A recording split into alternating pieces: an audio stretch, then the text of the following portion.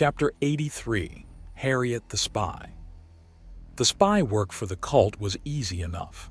The whole thing that Herbert and his wives was up to was like a massive game of hide and seek where the seekers could look forward to a make-out session. Actually, now that she thought of it, things were really weird and guys stood out like freaking fireworks around here. There just weren't any of them. Putting aside things like heading onto the Dauntless, making reports in person, or using her communicator to speak to her superiors and friends, she hadn't had any male contact at all. It was freaky. It wasn't that men were a single percentage, but it seemed like men just didn't exist at all. Beyond her guard posting at the ball, where most of the ambassadors had male dates, she hadn't actually seen a non-human man. She still hadn't after the ensuing days in the city. Only 1%, she mutters to herself as she leaves the massive jungle gym of a playground. She has a lot of notes, harmless, silly things about Herbert as a threat. A few sketches showing him being jumped on by the yaoya girls, followed by being strung up and kissed. Those girls had outright dry humped him at times, and the longer he'd evaded them, the more they were into it. Not wanting a peep show, she'd gotten as many notes as possible and left a few extra bits in the sidelines of being caught and feeding them bullshit, and she was set. The base was down a level, and provided she had a fruitful research this day, then she'd be inducted into the cult. She hadn't even been told the proper name, but the promise of being part of a group trying to figure out the secrets of the Dauntless and the truth behind it was too good to pass up. The way down is an easy elevator that's more a floating panel that drifts downward.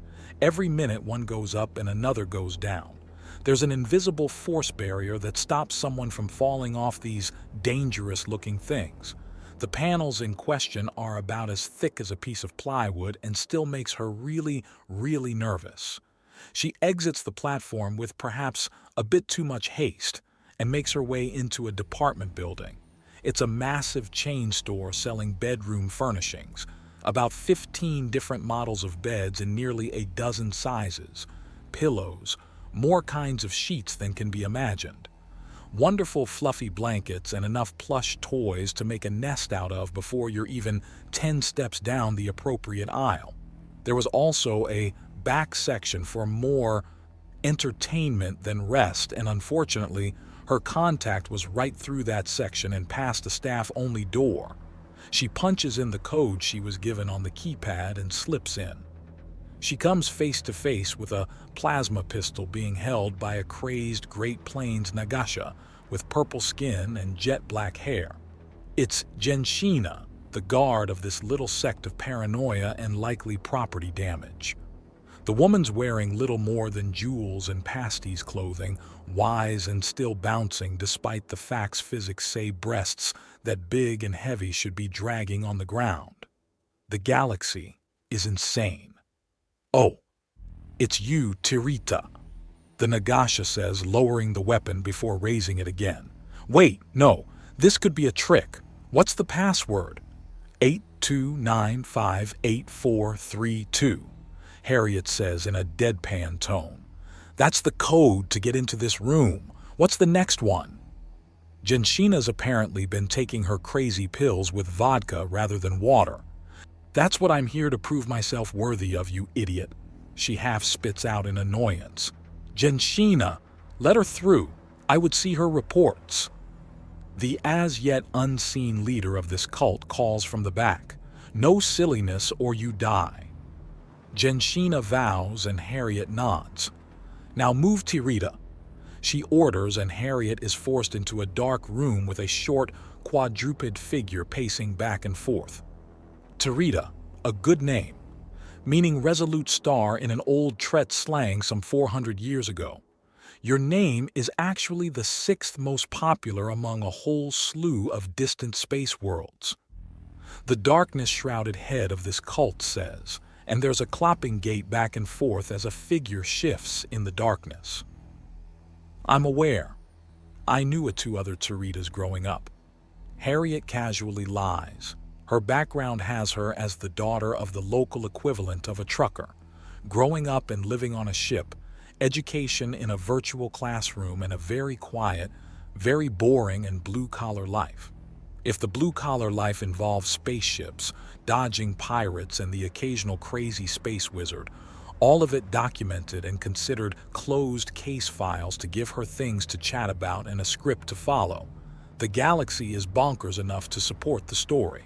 Yes, yes, now, give me the information, she says, and Harriet holds out her on the field communicator.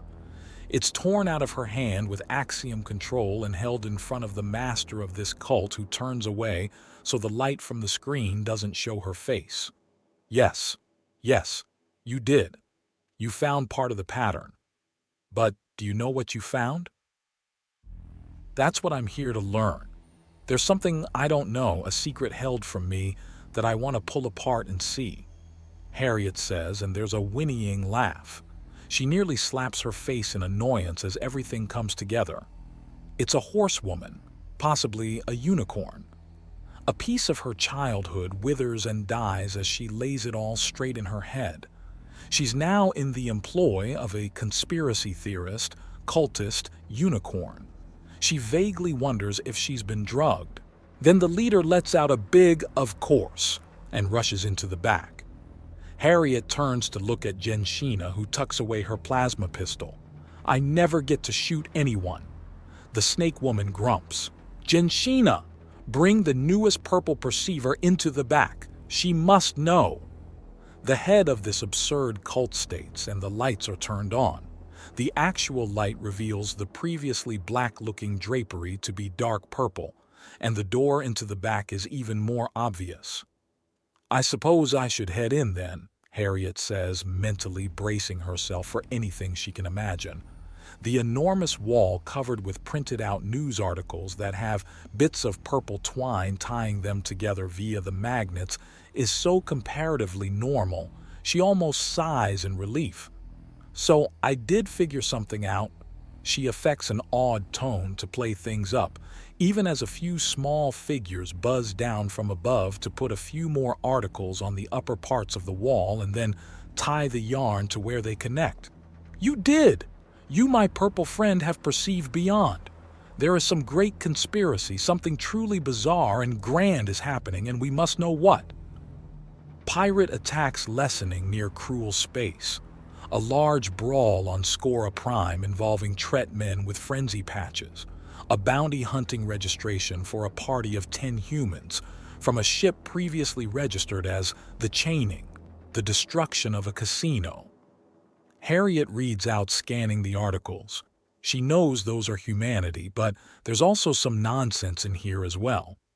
Price increase in silver ore across the Meccan Reach by 0.25%. Burst migration of 18 Sharby hives, simultaneously reviving several planets from the edge of starvation. Stock decline in Horizon Holovids as the famous director Benitra Vex dies of sudden acute allergic reaction when she eats a Canador appetizer in a fit of pique. It's all connected? She asks, looking up at the massive board. Somehow these people have connected the random public happenings of the galaxy at large to humanity's arrival and the way it all strings together. It all hints at something. You're beginning to see. Good, the cult leader says, and Harriet can only nod in mute amazement. It's gibberish. There is no conspiracy, at least none that she's aware of, and she's privy to a great deal more information than any of these girls. But damn if they don't make a convincing case for something. What though? What does the price of tea leaves and a slight delay in mining rates have to do with humanity revealing itself to the galaxy? Yes, but what am I seeing? She's genuinely curious at what kind of conclusions they've reached at this point. Things are getting exciting. One of the Sharbi that had been putting more articles onto the wall buzzes down to her even as the head of this cult goes back and forth over the information Harriet brought. It's a massive manipulation conspiracy. This ship, the Dauntless, doesn't have thousands of Tret men, but robots that look like it. See? The silver reduction across the Meccan reach are to craft the internal components and help sell the illusions of thousands upon thousands of near-threat men to the galaxy. After that, they can send in specially made agents to seduce and manipulate women in positions of power. Two of which are the Ambassador of Brule, a frontier world that's borderline wild yet filled to the brim with some of the most savage gobes and cobes the galaxy over. Even their representative is covered in bones.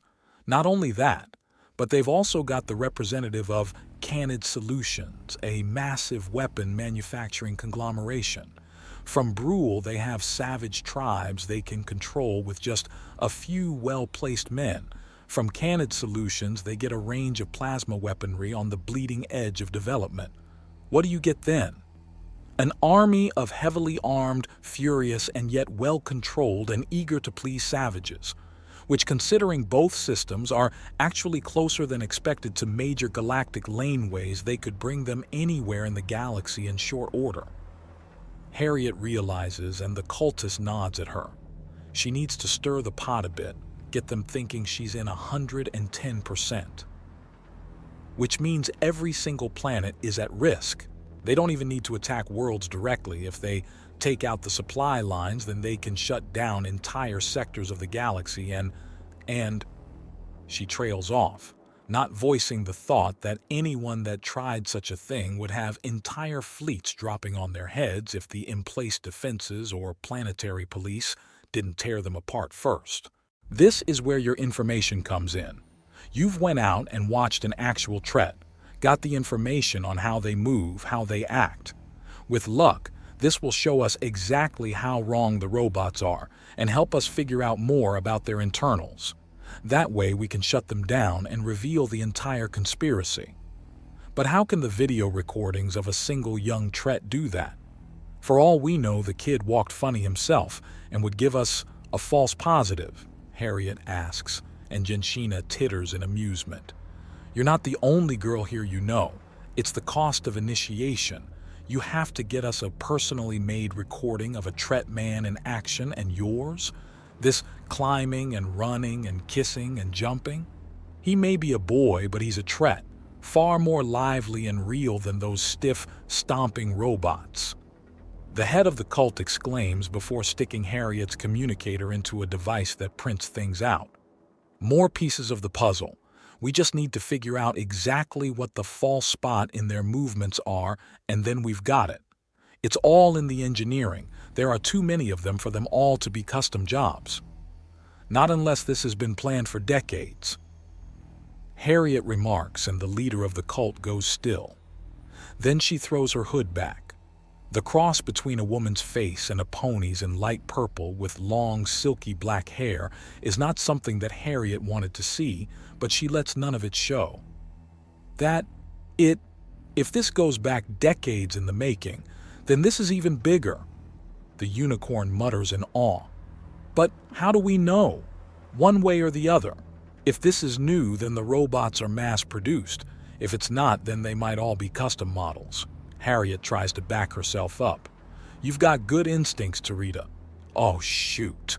We haven't formally inducted you yet, she exclaims before rushing into another room hidden by dark purple drapes and then returning with a bundle. Here's your ring. I'm Lavender, the leader of the Purple Perceivers. I know my name matches my fur, haha. Let's move on. You just dropped the hugest idea on us and we need to make sure.